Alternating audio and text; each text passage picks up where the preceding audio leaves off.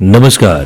महायुतीचे उमेदवार नामदार धनंजय पंडितराव मुंडे यांना कसं मतदान करायचं ते पहा.